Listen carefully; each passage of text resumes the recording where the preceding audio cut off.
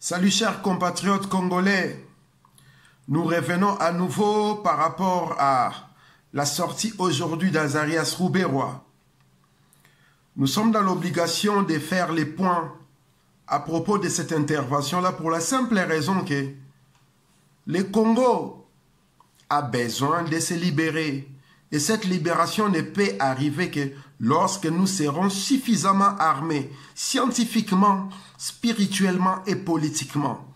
Cela permettra à ce que la politicaille, l'élite congolaise héritière de la colonisation, celle qui nous abrutit depuis plus de 60 ans, ne puisse plus prendre le dessus sur la volonté du peuple. La rage du peuple congolais s'est exprimée. La volonté du peuple congolais s'est manifestée avec une unanimité déconcertante à propos de ce qui concerne nos terres ancestrales. Cette histoire de Banyarwanda qui se font cacher avec l'identité de Banyamulenge pour endormir, abrutir les cerveaux des Poiscailles afin de faire avancer leur supercherie. Ces problèmes ne doivent plus être soulevés, interprétés, traités de main morte. Nous devons désormais trancher sur les vifs. Voilà pourquoi j'ai fait cette vidéo. La sortie d'Azarias Ruberwa aujourd'hui a montré les limites dans leurs mensonges, les limites idéologiques, les limites historiques, les limites que la vérité met à nu d'une manière déconcertante.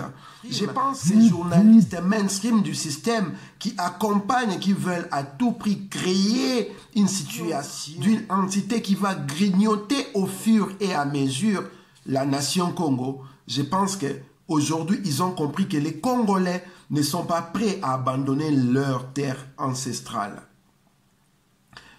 Au-delà de tout ce qui est dit, de tout ce qui s'est fait dire, de tout ce qui est interprété, j'aimerais bien vous faire les points, en tout cas chers compatriotes, sur la lecture que j'ai eue par rapport à cette sortie scandaleuse de Azarias Ruberwa au Parlement de l'occupation, au Parlement de Kingakati. En 2 séances parlementaires, Azarias Ruberwa, qui se cache sur la fausse identité de Banyamulenge, qui est le représentant de Paul Kagame dans le gouvernement de la RDC, a montré des limites incommensurables, des limites que toute personne qui est dans l'approche scientifique de la question va mettre à nu facilement. Lors de sa première séance, c'est-à-dire le 19 octobre 2020, Azarias Ruberwa vous a parlé de la commune de Minembwe avec une superficie de 10 km². 10 km². Lorsqu'il a parlé de 10 km², je me suis dit, oh, on va mettre ça bien au chaud parce que je pense que les prochaines fois, nous aurons besoin de ça pour argumenter. Nous avons la démographie des réfugiés toutes des années 60. Et lorsqu'il parle de 10 km² de Minembwe, c'était un pain béni pour nous qui défendons la terre de nos ancêtres. C'est mardi 27 octobre. Nous avons eu une révélation de la part du pasteur Azarias Ruberwa. Lorsque je l'appelle pasteur, ce n'est pas quelqu'un de la pastorale christianiste chrétien qui vend les mensonges de la tradition judéo-christiano-musulmane. Je parle de pasteur en termes d'éleveur de bovins. Nous a appris aujourd'hui que la population à Minembwe en 2010 était évaluée à 100 000 habitants.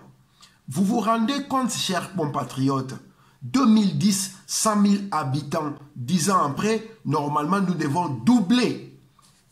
Mais là n'est pas la question. Nous nous limitons à 100 000 habitants de 2010. Cela équivaut à dire que dans chaque kilomètre carré, à Minembwe, il y a 10 000 habitants. Vous vous rendez compte de la supercherie? Les Congo, la superficie est de 2 345 009 km². En partant de l'idée que 100 000 personnes puissent habiter 10 km², combien d'habitants pourrions-nous avoir lorsqu'il s'agit de 2 345 009 km²? Cela équivaut à dire nous allons multiplier les 10 000 habitants par 2 345 009 km².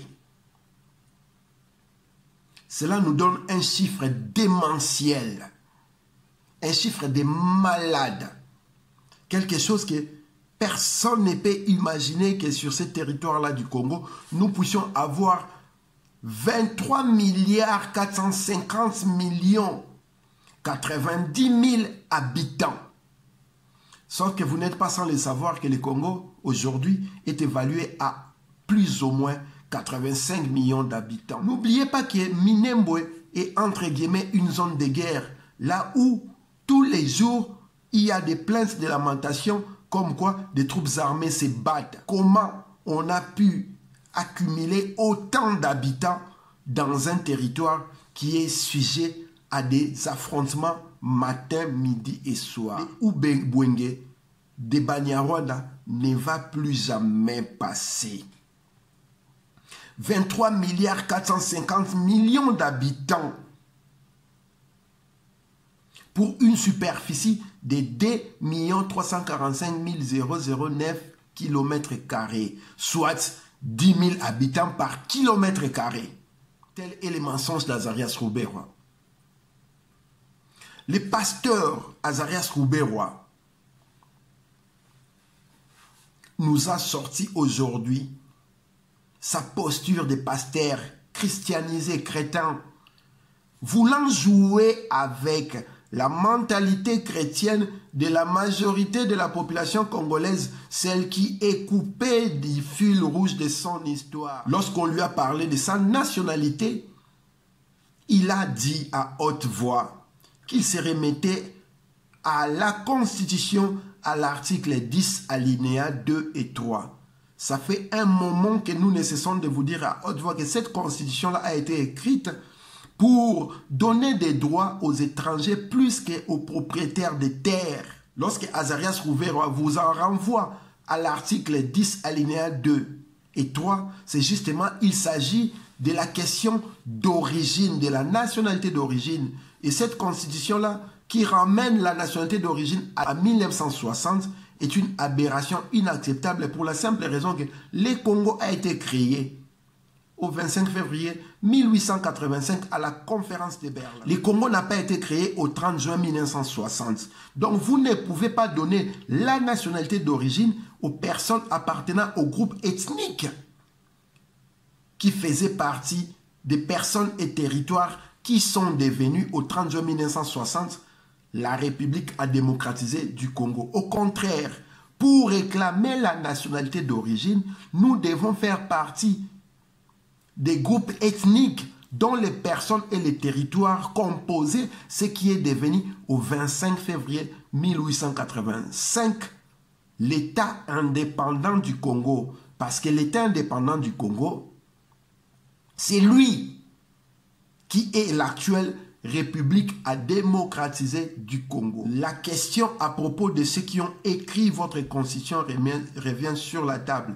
Ce qui veut dire qu'il y a plein d'articles dans cette constitution-là qui doivent être amendés, voire abrogés. Il s'agit d'une affaire qui concerne la terre, l'héritage de nos ancêtres, l'héritage les biens que nos ancêtres nous ont légués en sacrifiant leur vie. Vous avez entendu Azarias Ruberwa lorsqu'on a parlé de sa démission dire à haute voix qu'il renvoyait les parlements, disons les députés, à lire Daniel 6 qui est écrit dans la Bible, qui est une loi au-dessus de la constitution de la République à démocratiser du Congo. Vous n'êtes pas sans le savoir que le Congo est un État laïque. C'est un État où la République existe, où il y a séparation entre l'Église et l'État. La République a démocratisé du Congo n'est pas une théocratie où la loi suprême est basée sur les écrits des religions révélées. Il y a une constitution qui veut dire que lorsque vous vous retrouvez dans des institutions de l'État, dans les ancêtres qui parlent de la République, vous n'êtes pas croyant. La seule loi au-dessus de toutes les lois reste la Constitution. Lorsque le Munyarwanda Azarias Ruberwa vous dit à haute voix qu'il va invoquer une loi au-dessus de toutes les lois, c'est-à-dire la Bible, en citant Daniel 6.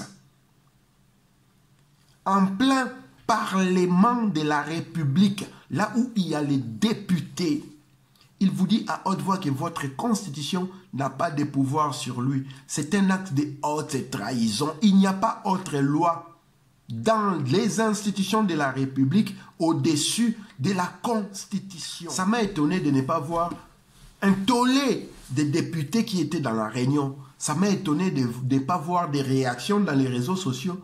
Personne ne soulève ces points-là où Azarias Ruberwa invoque la Bible à la place de la Constitution. En plus de l'outrage aux parlementaires en ayant menti à propos de l'installation du bourgmestre de Minembwe, il vient d'ajouter encore une violation vis-à-vis de la loi suprême de la nation en ajoutant une loi externe à la République qui soit au-dessus des lois qui établissent la nation Congo. Il doit revenir dans ce parlement-là, il doit démissionner et la justice congolaise doit s'occuper des lois pour la simple raison qu'il n'y a pas de loi au-dessus de la constitution congolaise. Lorsqu'il dit à haute voix la loi au-dessus de toutes les lois, Daniel 6, il se moque royalement de la République. Il se moque royalement des députés qui lui ont convoqué. Il se moque royalement du peuple congolais qui a, entre guillemets, voté cette constitution-là comme étant la loi qui chapeaute toutes les lois. Mon peuple ne périra plus jamais d'ignorance pour la simple raison que nous, les enfants de la génération prophétique, Bana Bilaka, nous serons là pour mettre les points sur les i, rappeler à l'ordre quiconque voudra manipuler la pensée collective. Nous sommes armés de la science, de la spiritualité et nous sommes rompus dans la politique. Nous ne faisons pas la politique de la politicaille qui sont des avatars au service des intérêts exogènes de la nation Congo. Nous faisons la politique qui veut libérer les peuples Congo en particulier et l'homme noir en général, en passant par les bassins du Congo et toute entité qui s'inscrit dans l'art de faire les proxys des impérialistes nous trouvera sur son chemin. Nous attendons à ce que Azarias Ruberwa présente sa démission. Nous attendons à ce que le procureur général de la République se saisisse de cette question. Nous attendons à ce que la justice congolaise s'occupe d'Azarias Ruberwa pour avoir violé la loi, pour avoir outragé les parlements, les parlementaires et la nation entière sur les pupitres du Parlement de la République. Nous attendons à ce que la justice se saisisse d'Azarias Ruberwa pour avoir invoqué une autre loi en dehors de la constitution de la RDC.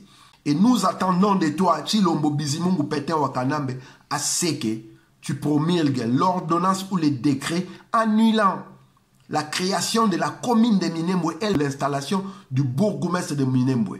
Nous attendons à ce que tout cela soit officiel de manière à ce que le Congo de nos ancêtres puisse renaître des cendres de ces héros. Mbengu Mbengu Baomona Kimbirikiti, Métatron, Ibobo,